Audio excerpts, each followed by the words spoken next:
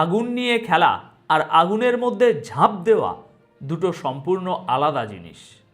দর্শক, গত কয়েক দশকে আমরা মধ্যপ্রাচ্যকে জ্বলতে দেখেছি, কিন্তু আজ যা ঘটছে তার সাধারণ কোনো কনফ্লিক্ট বা সংঘাত নয়, এটা একটা পূর্ণাঙ্গ প্রলয়ের শুরু।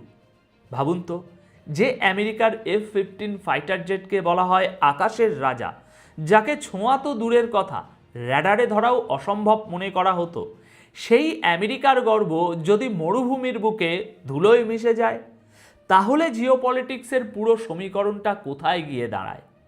ইরান চুপ ছিল, কিন্তু এখন আর তারা ডিফেন্সিভ নয়, এবার তারা শুরু করেছে সুপার হেভি মিসাইল অ্যাটাক।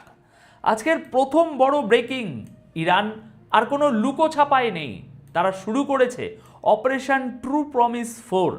ইসরায়েলের দিকে ধেয়ে আসছে ঝাঁকে ঝাঁকে ঝাঁকে ঝাঁকে সুপার হেভি ব্যালিস্টিক মিসাইল। খাইবার মিসাইলের এই নতুন ভার্সন ইসরায়েলের ঘুম হারাম করে দিয়েছে। দ্বিতীয় এবং অত্যন্ত স্পর্শকাতর খবর, ইরানের সুপ্রিম লিডার আয়াতুল্লাহ আলী খামেনির পরিবারে বড়সড় আঘাত। খবর পাওয়া যাচ্ছে আমেরিকার এবং ইসরায়েলের জয়েন্ট এয়ার স্ট্রাইকে শহীদ হয়েছেন খামেনির স্ত্রী। এই ঘটনা যুদ্ধের মোড় সম্পূর্ণ ঘুরিয়ে দিতে পারে। তৃতীয় এবং সবচেয়ে রহস্যজনক ঘটনা, আমেরিকার F-15 ফাইটার জেট ধ্বংস।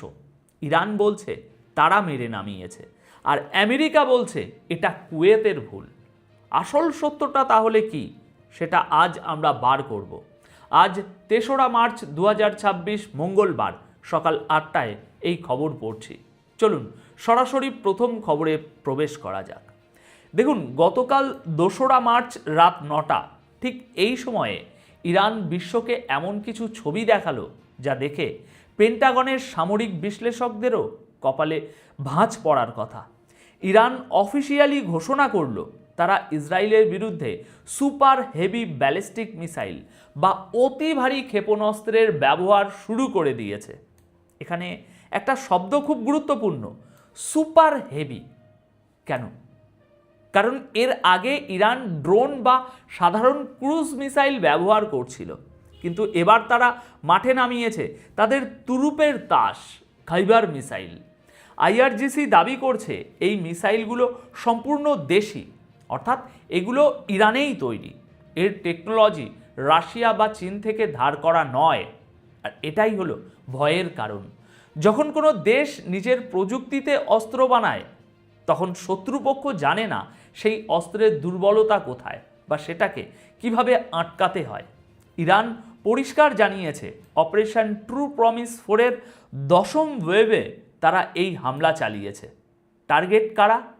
তেল আবিবের প্রশাসনিক ভবন, হাইফার মিলিটারি ইনস্টলেশন এবং আল-কুদস শহরের আশপাশের এলাকা। তাহলে ভাবুন একবার, ইসরায়েলের যে জায়গাগুলোকে সবচেয়ে সুরক্ষিত বা আয়রন ডোমের দুর্ভেদ্য দুর্গ বলা হতো, সেখানেই গিয়ে আঘাত এনেছে এই মিসাইলগুলো। তেহরান কিন্তু আগে থেকেই ওয়ার্নিং দিয়েছিল। তারা বলেছিল ইসরায়েল যদি তাদের আগ্রাসন না থামায়, তবে হামলার পরিধি এবং তীব্রতা দুটোই বাড়বে। দেখুন দর্শক, ব্যাপারটা বোঝার চেষ্টা করুন। ইরান এখন আর কোনো কথাবার্তার মুডে নেই। তারা সরাসরি বলছে শত্রুর ডেরা যেখানেই থাকুক, আমাদের মিসাইল সেখানে পৌঁছাবে। তারা দাবি করছে ইসরায়েলে এখন সাইরেন আর থামবে না, মিসাইল হামলার ব্যাপ্তি আরও বাড়বে। ইরানের বক্তব্য পরিষ্কার, যুদ্ধ তোমরা শুরু করেছো ঠিকই, কিন্তু শেষটা আমরা করব। এই যে আত্মবিশ্বাস, এই যে ডাইরেক্ট কনফ্রন্টেশনের সাহস, এটা কিন্তু গত কয়েক দশকে দেখা যায়নি। এখন প্রশ্ন হলো, এই মিসাইলগুলো কতটা ধ্বংসযজ্ঞ চালিয়েছে? তার সঠিক রিপোর্ট বা ফুটেজ পেতে হয়তো আমাদের আরও কয়েক ঘন্টা অপেক্ষা করতে হবে, কারণ ইসরায়েল সবসময়ই তাদের ক্ষয়ক্ষতির পরিমাণ সেন্সর করে প্রকাশ করে। কিন্তু যে ভিডিওগুলো ইরান রিলিজ করেছে, তাতে লঞ্চিং প্যাড থেকে মিসাইলগুলো যেভাবে আকাশে ডানা মেলেছে, তা দেখে এটুকু নিশ্চিত হওয়া যায় মিডল ইস্টের শান্তির পায়রা এখন মৃত। এবার দ্বিতীয় খবরে আসি, যা হয়তো এই মহাযুদ্ধের সবচেয়ে বড় আবেগের বিস্ফোরণ ঘটাতে যাচ্ছে। দর্শক, একটু গভীরভাবে ভাবুন, যুদ্ধের ময়দানে সেনাপতি হারানো এক জিনিস, আর পুরো রাজ পরিবার বা সর্বোচ্চ নেতার পুরো অস্তিত্ব মুছে যাওয়া সম্পূর্ণ ভিন্ন জিনিস। আমরা আগেই জেনেছিলাম আমেরিকা ও ইসরায়েলের সেই ভয়াবহ জয়েন্ট অপারেশনে ইরানের সুপ্রিম লিডার, শিয়া বিশ্বের আধ্যাত্মিক নেতা আয়াতুল্লাহ আলী খামেনি শাহাদাত বরণ করেছিলেন। বিশ্ব সেই ধাক্কা সামলে ওঠার আগেই এলো দ্বিতীয় এবং চূড়ান্ত সংবাদ। সেই একই হামলায় যেখানে খামেনি প্রাণ হারিয়েছিলেন, সেখানে গুরুতর আহত হয়ে মৃত্যুর সাথে পাঞ্জা লড়ছিল তার স্ত্রী মনসুরা খুজাস্তে বাঘেরজাদে। কিন্তু শেষ রক্ষা হলো না। তেহরান টাইমস এবং একাধিক বিশ্বস্ত ইরানি সোর্স নিশ্চিত করেছে গতকাল 2রা মার্চ রাত 8টায় তিনিও এই পৃথিবীর মায়া ত্যাগ করেছেন। অর্থাৎ ইরানি ভাষায় তিনিও শহীদ হয়েছেন। সিরিয়াসলি বলুন তো, এর মানেটা কি দাঁড়ালো? এর মানে হলো 28শে ফেব্রুয়ারির সেই বিমান হামলাটি ছিল ইতিহাসের অন্যতম নিখুঁত স্ট্রাইক। আমেরিকা এবং ইসরায়েল শুধু ইরানের মাথা বা সুপ্রিম লিডারকেই টার্গেট করেনি, তারা নিশ্চিত করেছে যেন তার পরিবারের কেউ আর উঠে দাঁড়াতে না পারে। খামেনি তো ঘটনাস্থলেই চলে গিয়েছিলেন, কিন্তু তার স্ত্রী হাসপাতালে যন্ত্রণার সাথে লড়াই করে আজ হার মানলেন। শুধু তাই নয়, এই হামলায় পরিবারের আরও অনেক সদস্যের প্রাণহানির খবরও আমরা পাচ্ছি। এখন প্রশ্ন হলো, মনসুরা বাঘেরজাদে কে ছিলেন? তিনি ছিলেন ছায়ার মতো। রাজনীতির চাকচিক্য বা ক্ষমতার দম্ভ তাকে কোনোদিন স্পর্শ করেনি। তিনি ছিলেন একজন লো প্রোফাইল মানুষ, যিনি আজীবন তার স্বামীর পাশে সাধারণ জীবন কাটিয়েছেন। কিন্তু আজ তার এই মৃত্যু ইরানের সাধারণ মানুষের আবেগে যে আঘাত দিয়েছে, তা খামেনির মৃত্যুর চেয়ে কোনো অংশে কম হয় না। ইতিহাস সাক্ষী, যখন শত্রুপক্ষ প্রতিপক্ষের ঘরে ঢুকে নারীদের উপরে আঘাত আনে, তখন সেই যুদ্ধ আর জিওপলিটিক্যাল থাকে না, সেটা হয়ে যায় ব্যক্তিগত রক্তের ঋণ। ইরানে এখন শোকের মাতম চলছে ঠিকই, কিন্তু এই কান্নার আড়ালে জমছে দাউ দাউ করে জ্বলা ক্ষোভ। দর্শক, মনে রাখবেন, ইরান এখন কার্যত অভিভাবকহীন। তাদের সর্বোচ্চ নেতা নেই, আজ তার সহধর্মিণীও নেই, হারানোর মতো আর কিছুই বাকি নেই তাদের। মধ্যপ্রাচ্যের কালচারে পরিবারের উপরে হামলা মানেই হলো রেড লাইন ক্রস করা, আর আমেরিকা ইসরায়েল সেই লাইনটা শুধু ক্রস করেনি, মুছে দিয়েছে। আমার ধারণা, ইরান এখন আর কোনো স্ট্র্যাটেজি বা ডিপ্লোম্যাসির ধার ধারবে না। খামেনি এবং তার স্ত্রীর এই জোড়া শাহাদাতের প্রতিশোধ নিতে ইরান এবার এমন এক অল আউট ওয়ার বা সর্বাত্মক যুদ্ধের ডাক দিতে পারে, যার ভয়াবহতা আমরা কল্পনাও করতে পারছি না। কারণ যার হারানোর কিছু নেই, তার ভয় পাওয়ারও কিছু নেই। আর এটাই হলো এখনকার সবচেয়ে বড় ভয়ের কারণ। এখন আসি আজকের আলোচনার সবচেয়ে ইন্টারেস্টিং অংশে। ঘটনাটা হলো, ইরান দাবি করছে তারা ইরান কুয়েত বর্ডারের কাছে আমেরিকার একটি F-15 ঈগল ফাইটার জেট গুলি করে নামিয়েছে। ইরানের জন্য এটা একটা বিশাল গর্বের বিষয়। তারা বলছে গত 27 বছরে এই প্রথম তারা কোনো আমেরিকান ফাইটার জেট ভূপাতিত করলো। তাদের এয়ার ডিফেন্স সিস্টেমের এটা এক বিরাট সাফল্য। সোশ্যাল মিডিয়ায় কিছু ফুটেজও ঘুরছে যা এই দাবিকে সমর্থন করে। কিন্তু গল্পের মোড় ঘুরল ঠিক তখনই আমেরিকা এবং কুয়েত সেন্ট্রাল কমান্ড তড়িঘড়ি করে একটা বিবৃতি দিল। তারা বলল, না না না না, ইরান কিছুই করেনি, ওটা আসলে একটা দুর্ঘটনা। কুয়েতের এয়ার ডিফেন্স সিস্টেম ভুল করে, কনফিউশনে পড়ে, ভয়ে ফ্রেন্ডলি ফায়ার করে ফেলেছে। তাদের ভাষ্যমতে কুয়েত ভেবেছিল এগুলো শত্রুপক্ষের বিমান, তাই তারা গুলি চালিয়েছে। এবং এতে আমেরিকার একটি নয়, বরং তিনটি ফাইটার জেট ক্ষতিগ্রস্ত বা ধ্বংস হয়েছে। এবার একটু থামুন, গভীরভাবে চিন্তা করুন, সমীকরণটা কি মিলছে আপনাদের কাছে?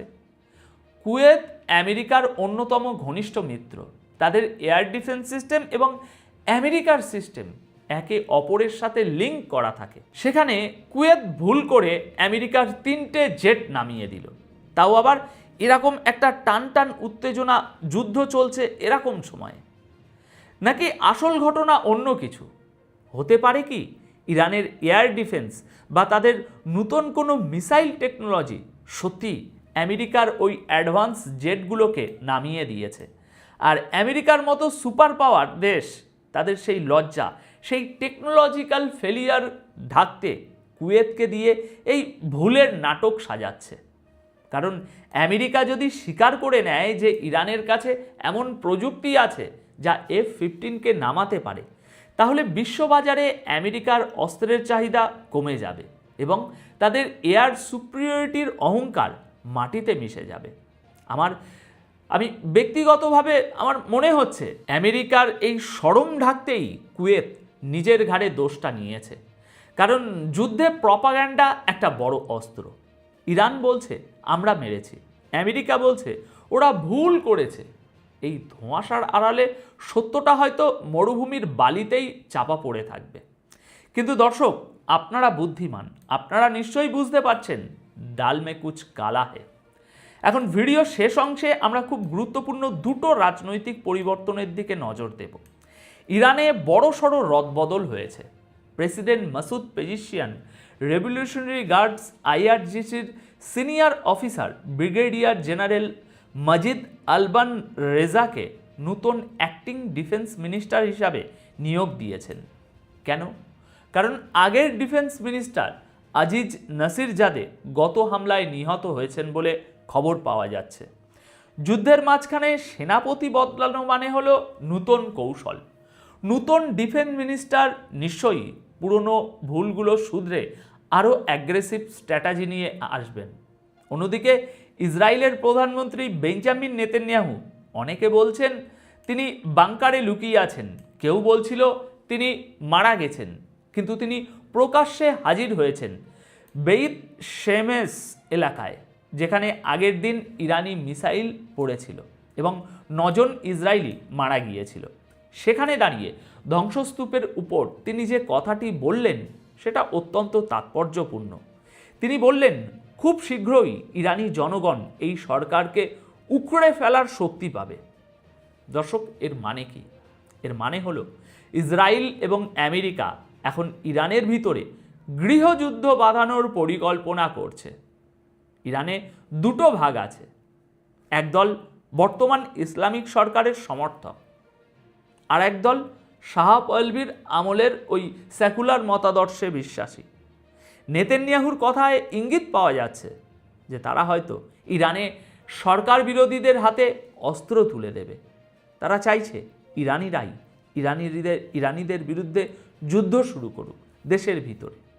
নেতানিয়াহু বেঁচে আছেন এবং তিনি নতুন ছক করছেন, তার এই বক্তব্য হালকাভাবে নেওয়ার সুযোগ নেই। সবশেষে এখন একটা কথা বলি দর্শক, আজকের এই বিশ্লেষণ থেকে একটা বিষয় পরিষ্কার, আমরা খাদের কিনারায় দাঁড়িয়ে আছি। একদিকে ইরানের সুপার হেভি মিসাইল, অন্যদিকে খামেনির ব্যক্তিগত শোক ও প্রতিশোধের স্পৃহা, নেতানিয়াহুর সরকার পতনের হুমকি। এই যুদ্ধ এখন আর শুধু মানচিত্রের দাগ পরিবর্তনের জন্য নয়, এটা অস্তিত্বের লড়াই হয়ে দাঁড়িয়েছে। আপনাদের কি মনে হয়, আমেরিকা কি সত্যি কুয়েতের ভুলে তাদের জেট হারিয়েছে, নাকি ইরানের প্রযুক্তির কাছে তারা হার মেনেছে? আর খামেনির স্ত্রীর মৃত্যু কি এই যুদ্ধকে তৃতীয় বিশ্বযুদ্ধের দিকে ঠেলে দেবে? কমেন্ট সেকশন আপনাদের জন্য খোলা, আমি প্রতিটি কমেন্ট পড়ব। আপনাদের মতামত জানান। দেখা হবে পরের ভিডিওতে আরও নতুন কোনো ব্রেকিং নিউজ নিয়ে। ততক্ষণ পর্যন্ত চোখ খোলা রাখুন, কারণ পৃথিবী বদলাচ্ছে প্রতি মুহূর্তে। ধন্যবাদ আপনাদের সকলকে।